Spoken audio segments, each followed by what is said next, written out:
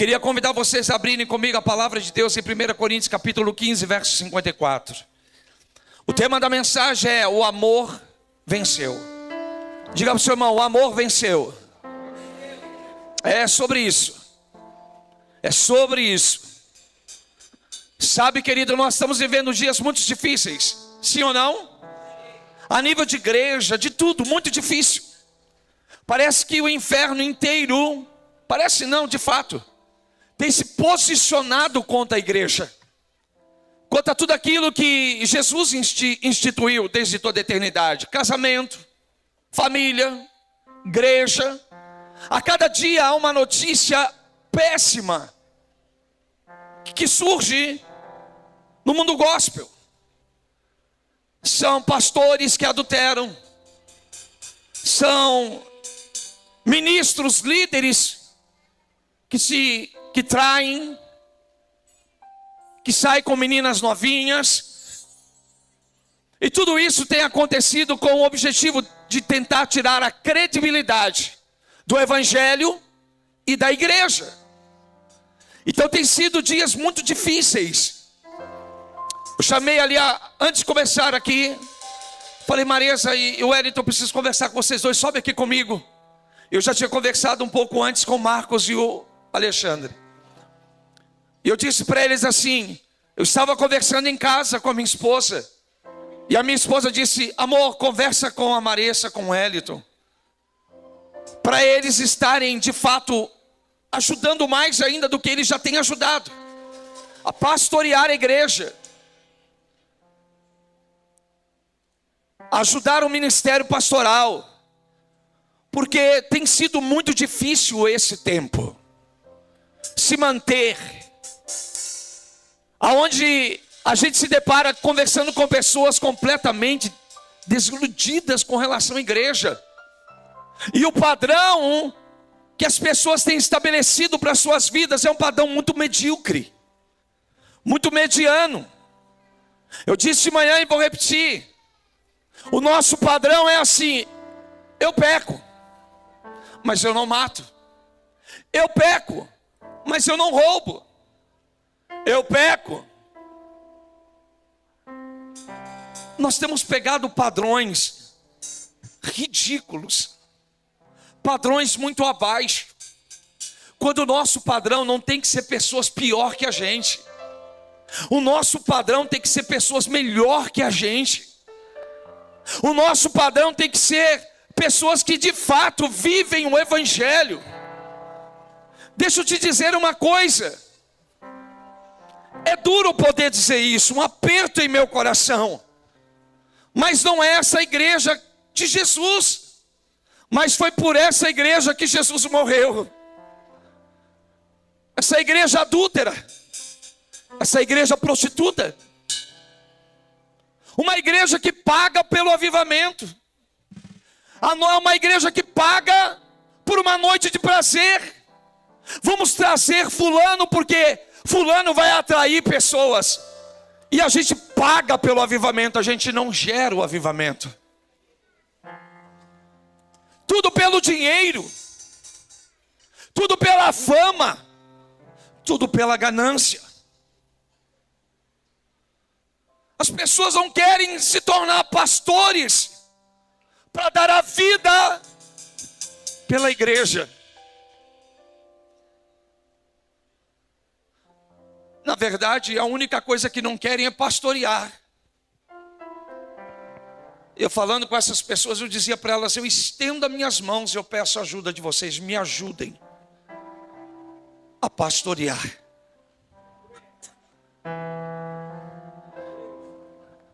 Eu preguei no domingo passado e essa mensagem foi ouvida até por outras lagoinhas, e mandaram mensagem para mim, falaram comigo sobre o poder da humildade. Cara, a igreja não era para viver o que ela está vivendo, a igreja não era para ser o que ela está sendo. Ao mesmo tempo omissa e ao mesmo tempo ambiciosa. As pessoas não estão olhando para as pessoas como vidas importantes pelas quais Jesus morreu. As pessoas olham para as pessoas e vê sifão de dinheiro. Outras olham para as pessoas e vê oportunidade para o sucesso e para a fama. Mas nunca foi sobre isso. nunca foi sobre isso. O poder do Evangelho é o poder para arrancar as pessoas das trevas e trazê-las para a luz de Cristo. O poder do Evangelho é arrancar as pessoas da lama e trazê-las para uma realidade do reino. Eu disse de manhã, irmãos, tem pessoas que, não que eu não desejo, eu amo o meu ministério, eu amo aquilo que Deus me deu, eu amo o dom de pregar. E eu sei que é dom de pregar, sabe, não é sobre oratória, retória, não é sobre eloquência, não é sobre uma habilidade, é sobre uma graça de Deus. Mas se eu pudesse escolher, humanamente dizendo, eu não subiria aqui. Porque eu sei que toda palavra que é pregada, existe uma distância entre o pregador e aquilo que ele está pregando. A palavra sempre é maior do que o pregador. A mensagem sempre é maior que o mensageiro.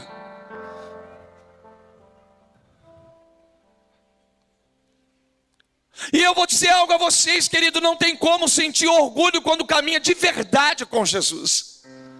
A palavra de Deus diz que Deus é santo, santo, santo. E eu vou dizer algo a você, quanto mais próximo dele você se aproxima, mais sujo você acaba se sentindo. Diante de tanta santidade a qual ele é.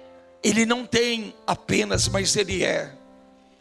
Quanto mais próximo de Deus, quanto mais próximo da luz, você tem uma facilidade maior de poder enxergar as trevas que ainda existem em você. Por isso que Paulo diz, entre todos os pecadores, eu sou o pior. O mesmo Paulo que também disse, já não sou eu mais quem vivo, mas Cristo vive em mim. O mesmo Paulo que disse, a vida que eu vivo, eu a vivo na vida do Filho de Deus.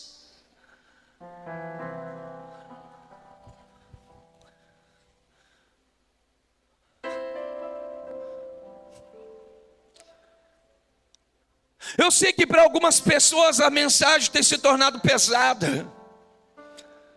Mas eu não sei que tipo de evangelhos estamos ouvindo e pregando. Talvez o evangelho humanista.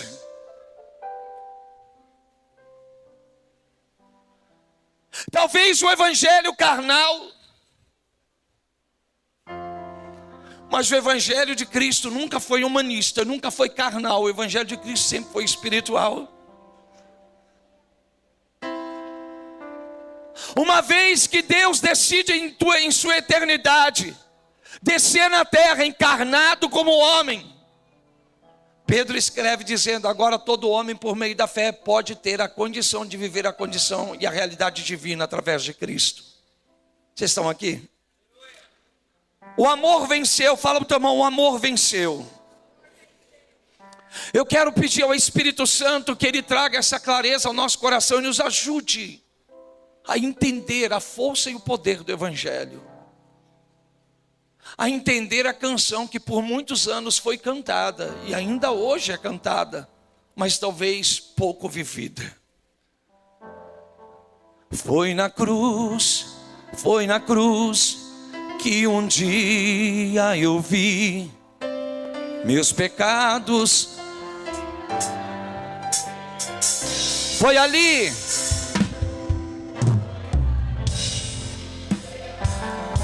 que os meus olhos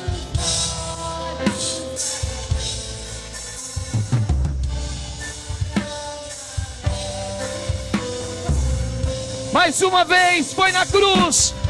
Foi na cruz que de um dia meus pecados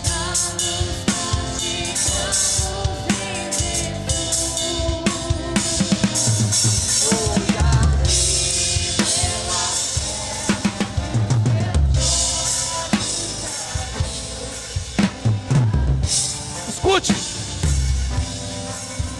Foi na cruz que um dia eu vi. Eu não ouvi, mas eu vi. Sabe por que o pecado tem entrado na igreja? Sabe por que o pensamento e o sentimento de adúltero tem tomado conta da nossa mente? Vou dizer. Sabe por que o orgulho tem permeado a igreja? Porque nós tiramos a cruz dela. Há uma geração que fala de reinar. Há uma geração que fala de governo. É uma geração, Samuel, que fala do trono. E não tem problema. Paulo diz que devemos reinar em vida. Só que você nunca vai ter acesso ao trono se você antes não passar pela cruz do Calvário. Não tem como se aproximar do trono dos santos sem antes deixar os pecados na cruz. Esta é uma noite onde 10 pessoas decidiram descer as águas. 10 pessoas estão dizendo: eu decido abandonar as atitudes velhas, o homem velho, o homem pecaminoso, e eu quero contar com a graça de Deus para viver em novidade de vida, para andar em novidade de vida.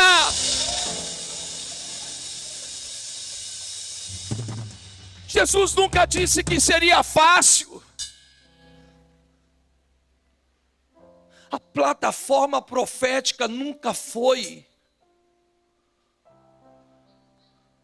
e nunca vai ser uma pista de desfile. A plataforma profética nunca foi e nunca vai ser uma pista de desfile.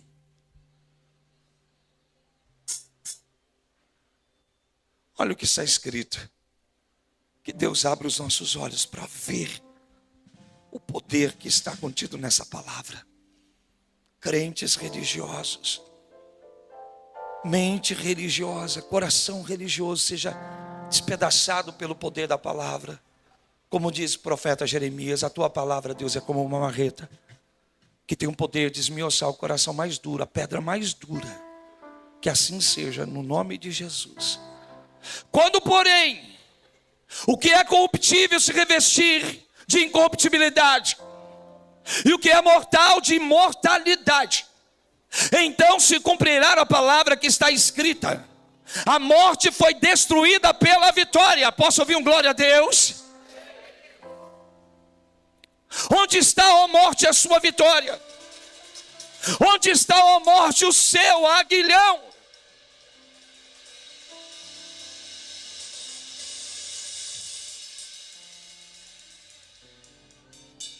O aguilhão da morte é o pecado, e a força do pecado é a lei.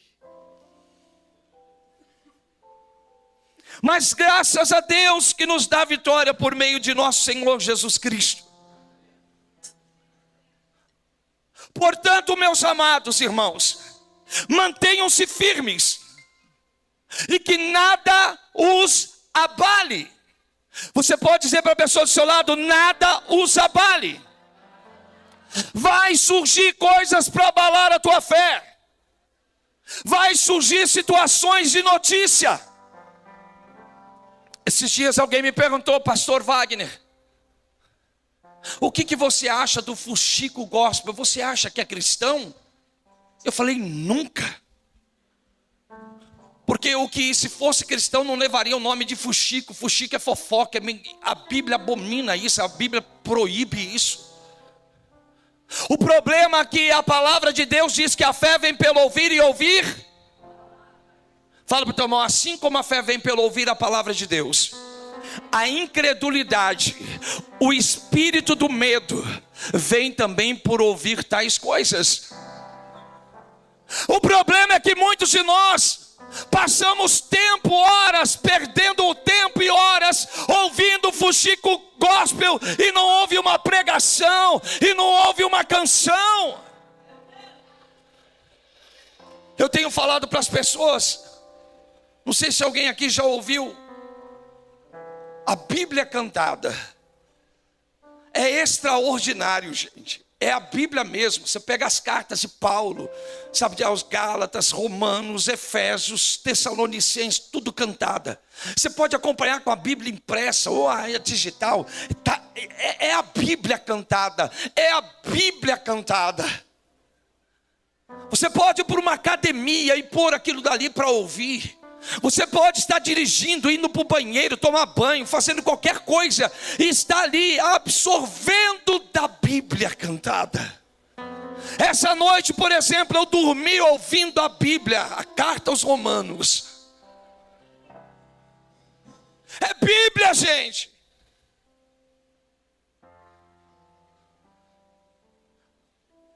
Para que você possa resistir os abalos e permanecer inabalável, enquanto as pessoas estão deixando de acreditar em tudo aquilo que a Bíblia fala.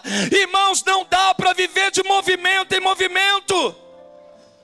Está na hora de você crescer, está na hora de você amadurecer.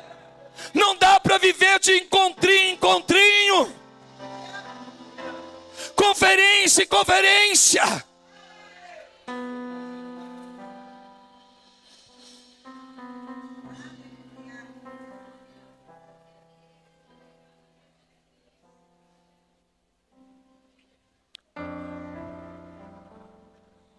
Mas graças a Deus, que nos dá a vitória por meio de nosso Senhor Jesus Cristo. Portanto, meus amados irmãos, mantenham-se firmes, que nada os abale.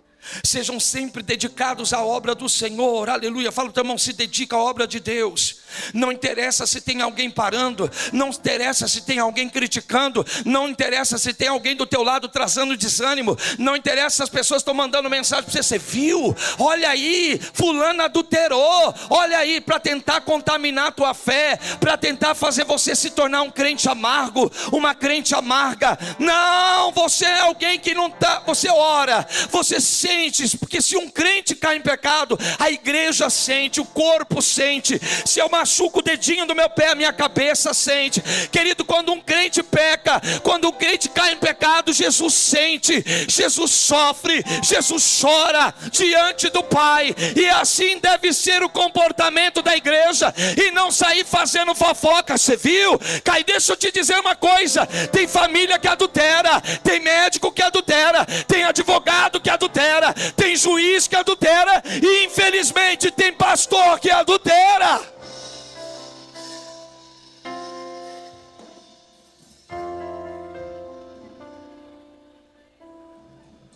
Um homem de Deus dizia: sabe qual é o tapete do inferno? São a língua dos cristãos. O tapete do inferno é a língua de crente. Minha avó dizia: tem que fazer para algumas pessoas o caixão por corpo e outro caixão só para a língua.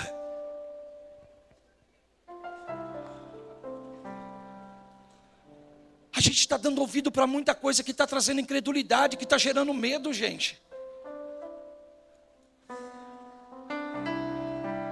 Nós estamos vivendo um mundo aterrorizados.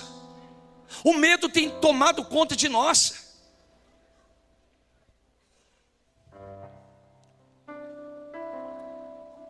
Aí eu vou falar, Espírito Santo. Há pessoas que fazem questão de ter comportamento de doente, gente. Há cristãos que têm a necessidade de se apresentar para as pessoas sem perceber, como doentes. Pessoas enfermas, Marcos. Elas vão atrás, elas vivem realidades que parece que é enferma para o resto da vida. Tem pessoas que fazem o mesmo retiro 20 vezes. 20 vezes tem alguma coisa que não está certo. Porque uma vez que você recebe a cura, você está habilitado a levar a cura. Posso ouvir um amém? Quando você é liberto, você está liberto. Dai, se prepara, porque você vai pregar mês que vem aqui, na quarta-feira.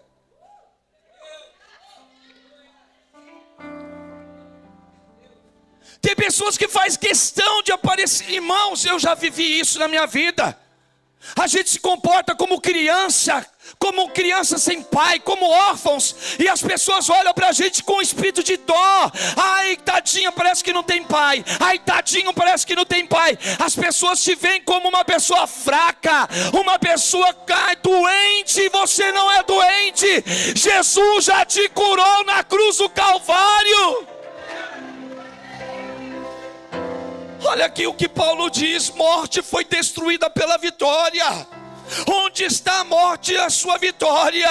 Onde está a morte, o seu aguilhão? O aguilhão da morte é o pecado, e a força do pecado é a lei. Mas graças a Deus que nos deu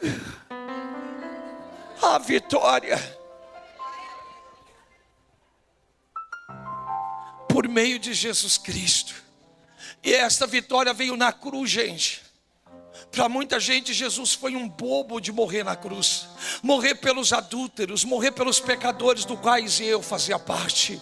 Morrer pelos mentirosos, morrer pelos irmãos. Deixa eu te dizer uma coisa. Pode acontecer o que for, eu amo essa igreja, eu amo a igreja de Cristo, independentemente da placa. Irmãos, eu fico feliz quando eu passo perto de algumas igrejas. Às vezes você vê 2 pessoas lá dentro. Você vê muito isso, às vezes, dentro da Deus e Amor. Você passa durante o dia, tem 2, 3 pessoas lá orando, clamando de joelhos, e diz obrigado. Deixa eu te dizer uma coisa, são esse povo, é essas pessoas que têm sustentado a igreja, gente. Não é as megas igrejas, não. Não são as grandes conferências, não. É aquela igreja que você passa, tem 1, 2 pessoas gritando feito louco. Parece que tem uma multidão lá dentro, e eles estão ali horas e horas orando e clamando a Jesus.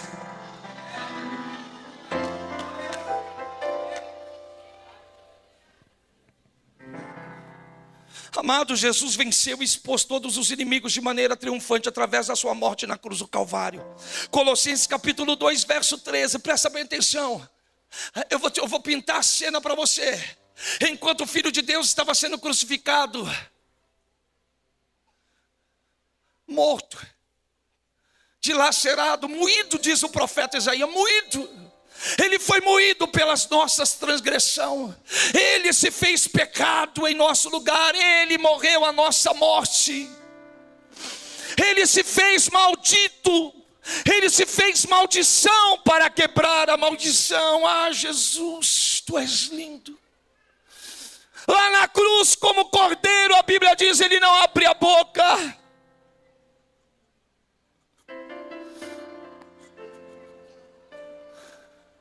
O inferno pintava e bordava e dizia: matamos o Filho de Deus.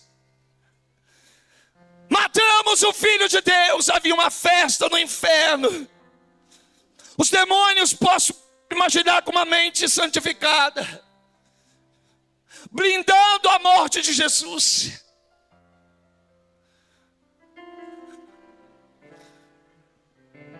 Quando às 3 horas da tarde ele brada na cruz do Calvário e diz: tetelestai, está consumado. A escuridão tomou conta do sol. O sol se esconde para não testemunhar tamanho feito. Os anjos, quando ele diz na cruz: Pai, por que me abandonastes? É a hora que ele assume o pecado da humanidade, desde Adão até a sua vinda. A criação fecha os seus olhos para não ver.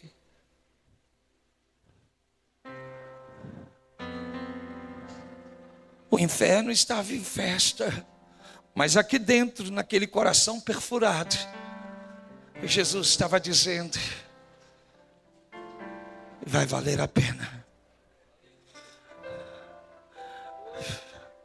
Porque a morte dele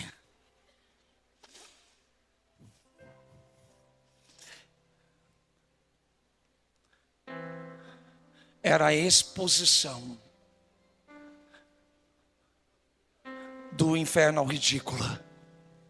Escuta, os crentes não querem saber de cruz.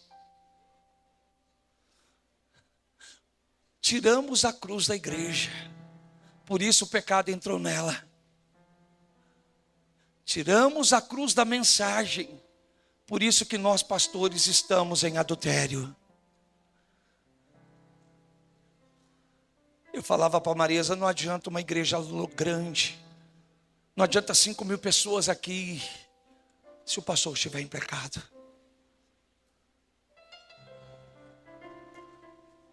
Porque nenhum sucesso vai ter o poder de substituir esse tipo de derrota. Quantos estão aqui? Colossenses 2:3 diz: quando vocês estavam mortos em pecados, na incircuncisão da carne, Deus o vivificou com Cristo, Ele os perdoou todas as transgressões. Olha aqui para mim. Fala para o teu irmão, todas as transgressões, todos os seus pecados, aqueles que você cometeu, aqueles que você pode vir a cometer agora e aquele que você pode vir cometer no seu futuro. A Bíblia diz que todo o pecado Ele perdoou, toda a transgressão Ele já perdoou antecipadamente. Ei, meu irmão, minha irmã, nada pode fazer você se separar do amor de Deus.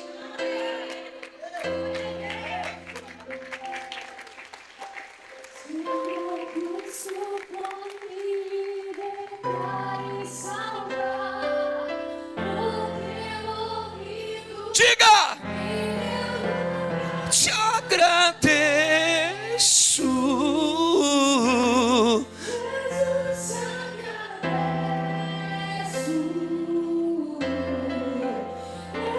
Oh, xalabacandarabachere balababababaçu.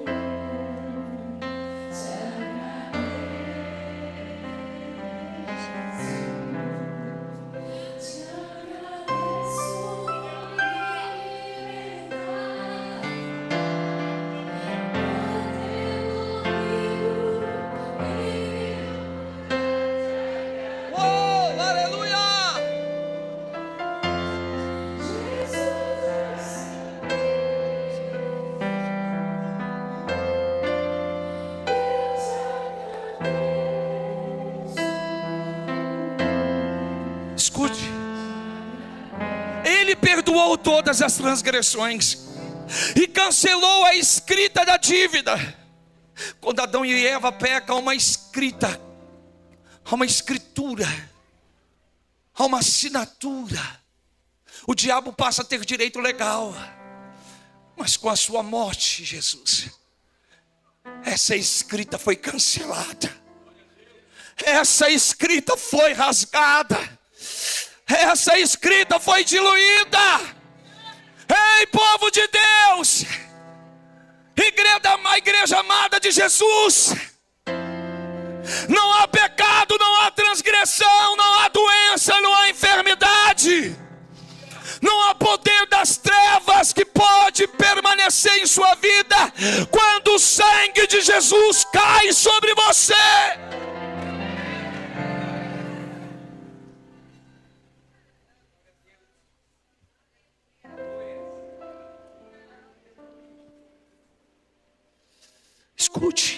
Escute, pastor, onde foi isso? Onde aconteceu esse perdão?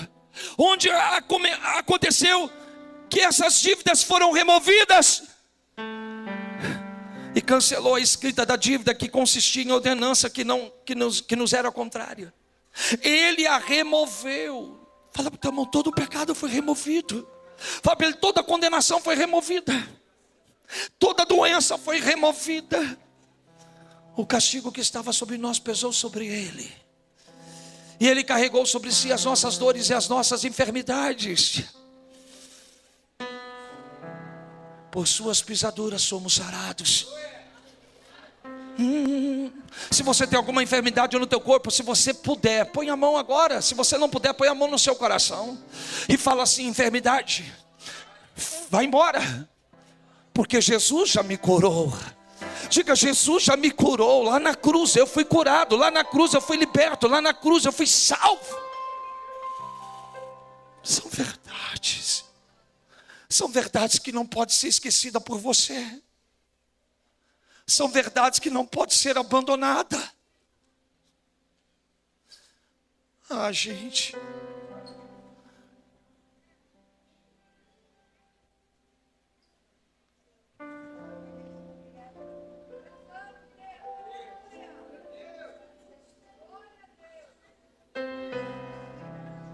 Escuta. Ele a removeu pregando-a na cruz. Aonde?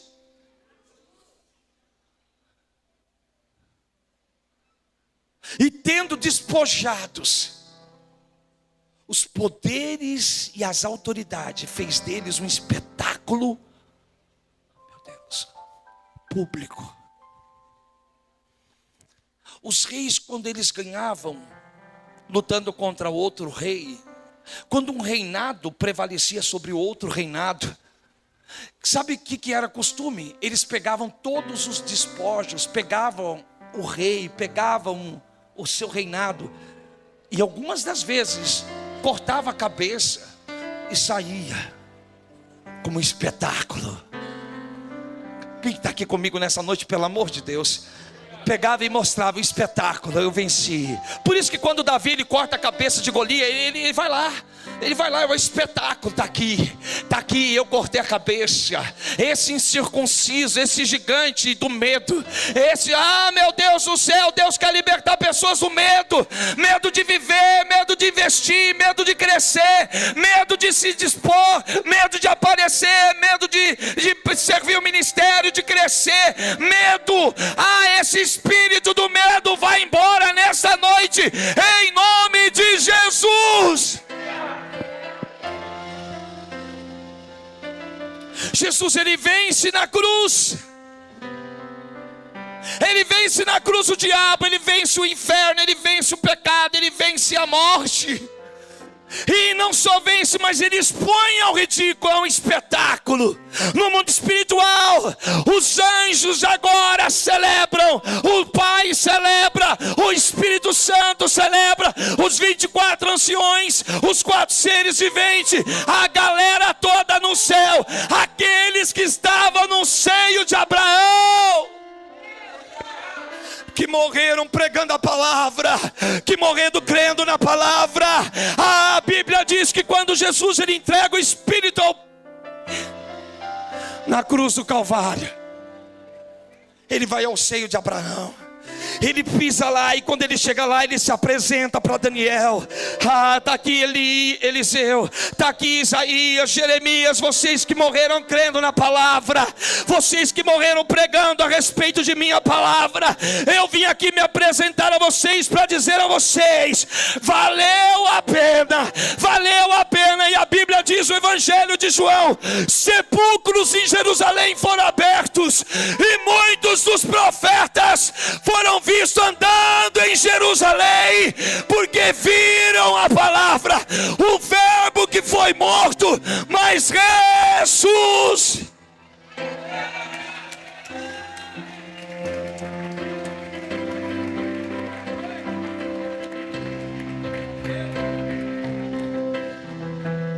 Essa galera toda,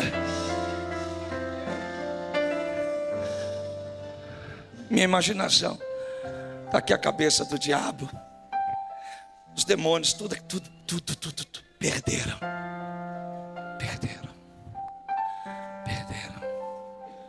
Por isso um pecador que nem Paulo, ele disse: em Cristo Jesus eu sou mais que vencedor. A vida que eu vivo, eu a vivo na vida do Filho de Deus.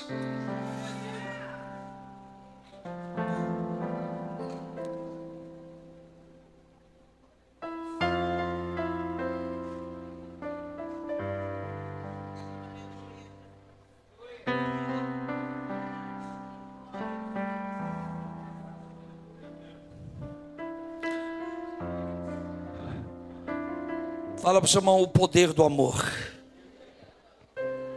Tudo isso foi o amor. João 3,16: Deus amou o mundo de tal maneira que enviou o seu Filho, e foi na cruz, foi lá no Calvário, que o amor vence, que o amor expulsa o medo. É lá na cruz do Calvário que o amor vence o inferno. Você é mais que vencedora. Não importa o que dizem a seu respeito, não importa se já disseram não vai dar certo, não vai longe. tem tudo para dar errado. O amor venceu por você. O amor venceu por mim. O amor venceu por você. Sua casa vai dar certo. Tudo já está dando certo. Você não pode viver pelo que seus olhos estão vendo, mas viva pela fé. A fé não sente, a fé sabe. Ai, deixa eu terminar de pregar, Jesus. Escuta isso aqui. O poder do amor, 1 João 4,18. No amor não há medo. Ao contrário, o perfeito amor expulsa o medo, porque o medo supõe castigo. Tem pessoas que têm medo de fazer, mas não é medo de errar, é medo do castigo. Quem faz certamente vai errar em uma hora ou outra, mas você não pode ter medo do castigo, porque Ele já estendeu as mãos para você. Olha aqui para mim, Ele já estendeu as mãos para você. Pastor, mas lá em casa está tudo ruim, pastor. A minha conta bancária, pastor, eu estou em dívida, pastor, eu estou isso, pastor, eu estou com medo, pastor, eu estou com medo disso. Deixa eu te falar, o medo é a ausência do amor. E quando o amor chega, o medo tem que ir embora. Quando o amor chega, o medo tem que ir embora, porque o perfeito amor lança fora todo medo. Aquele que tem medo não está aperfeiçoado no amor. O amor não é um sentimento, mas sim uma pessoa, ou seja, o amor é o próprio Deus. 1 João 4,8, vou finalizar. Quem não ama não conhece a Deus, porque Deus é. Vocês que vão se batizar hoje, vocês podem ter vivido a vida mais torta até hoje. Vocês podem ter tido uma vida inteira nas mãos do inferno. Você pode ter servido o diabo até ontem, ou até quase agora. Mas a partir do momento que você decide entrar e entregar a tua vida a Cristo, o teu senhorio muda, o seu governo muda. Paulo diz então, Ele nos tira do reino das trevas e nos transporta para o reino do seu Filho de amor. Agora quem governa a tua vida não é mais as trevas. Quem governa a tua vida é a luz. Quem governa a tua vida não é o diabo. Quem governa a tua vida é Jesus. E eu quero dizer, esse Jesus já venceu o inimigo. Esse Jesus já venceu a morte. Esse Jesus já venceu por você.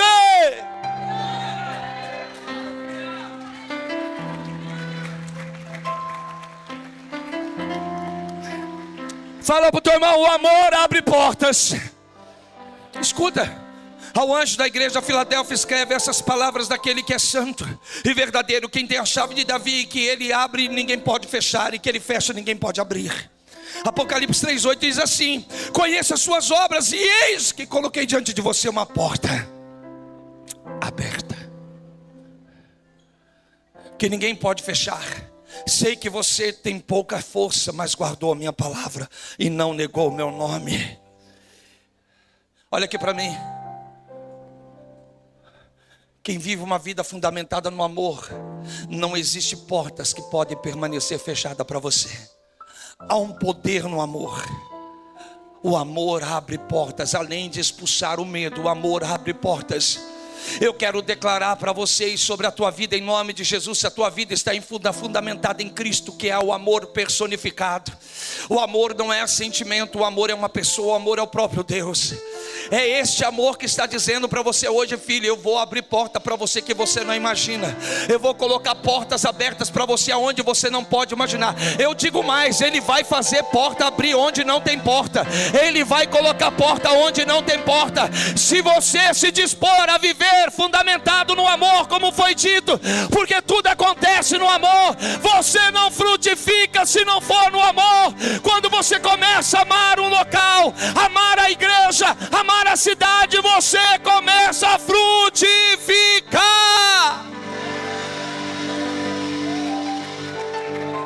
Ame o seu GC, ame a sua igreja, ame. Tem pessoas que falam assim: pastor Wagner, a Lagoinha é cheia de defeito. Você vê, eu prefiro não ver. Sabe por quê?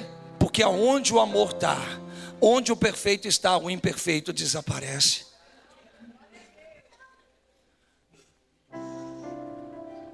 Só os orgulhosos pensam que são mais santos mais corretos e perfeitos do que uma igreja. É por isso que não prospera. É por isso que não cresce. Tem 20 anos de evangelho e não saiu do lugar que estava há 20 anos atrás. Se acha o pregador, mas não tem um altar em casa.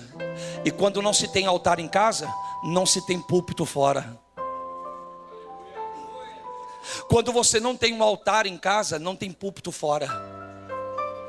Comece a construir, edificar um altar na tua casa, no teu secreto, na tua porta. Todo avivamento global começa no pessoal. Fecha a porta, fica no escuro, ora em segredo.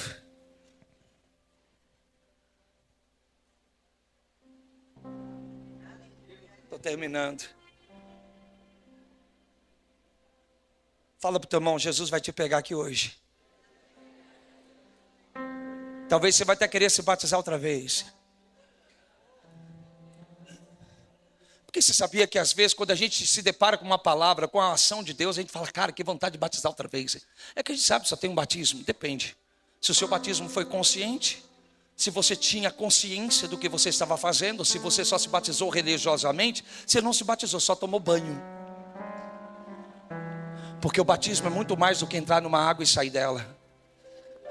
O batismo é deixar de viver uma vida estragada, pecaminosa, escura, obscura, pornográfica, de mentira e de engano, de arrogância e de orgulho, e passar a viver como o Cordeiro de Deus. Ele diz, aprendem de mim, porque eu sou manso e humilde de coração.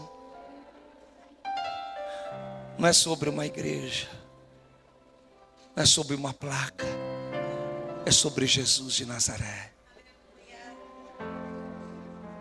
Vai acontecer um avivamento. E ele vai começar no seu quarto. Pelo menos 5 pessoas, ele vai começar no seu quarto. Você acordando de madrugada e orando. Você indo para o banheiro tomar banho orando. Se dirigindo no carro e orando. Você no mercado, orabasurere canta lá babaxetere canta lá babacê.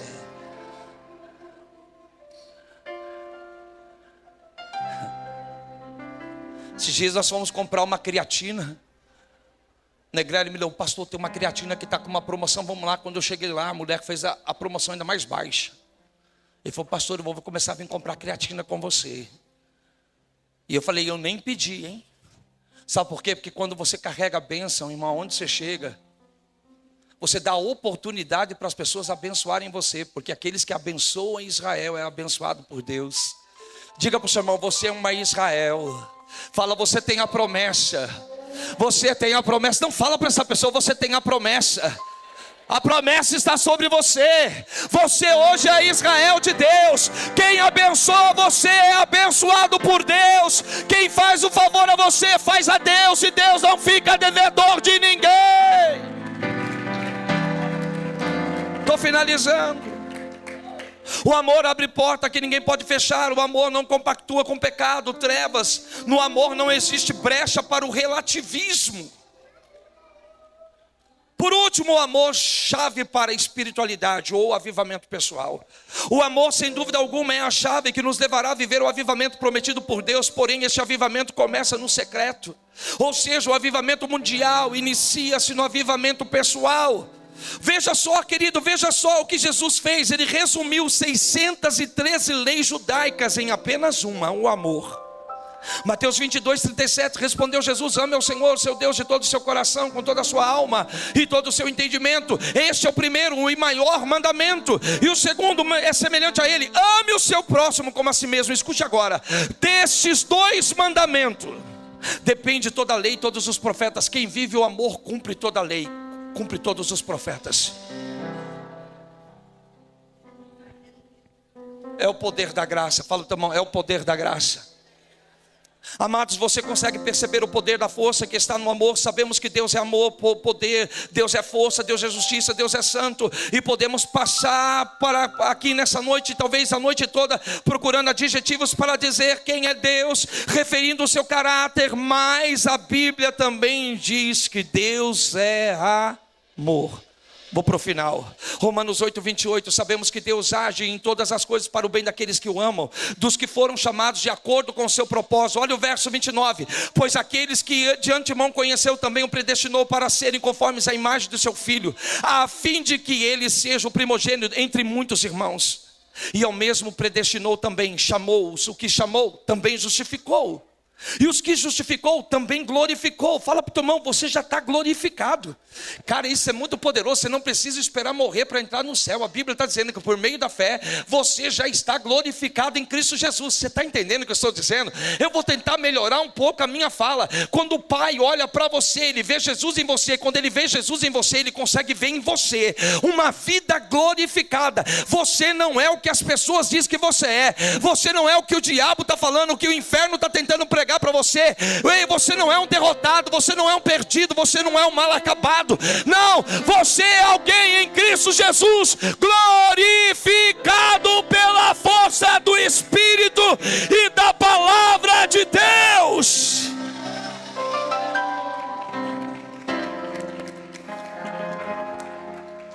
Escuta, preciso ler.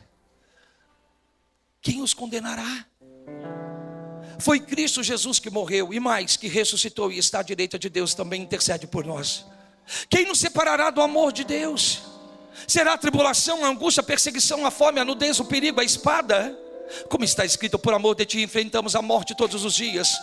Somos considerados como ovelhas destinadas ao matadouro. Mas em todas essas coisas, uau, diga para o seu irmão, em todas essas coisas, tudo que você pode ter como talvez ruim, tudo aquilo que pode vir para tentar tirar você, tudo aquilo que pode vir para poder abalar você, a Bíblia está dizendo, mas em todas essas coisas somos mais, não apenas vencedores, mas a Bíblia diz, somos mais que vencedores por meio daquele que nos amou.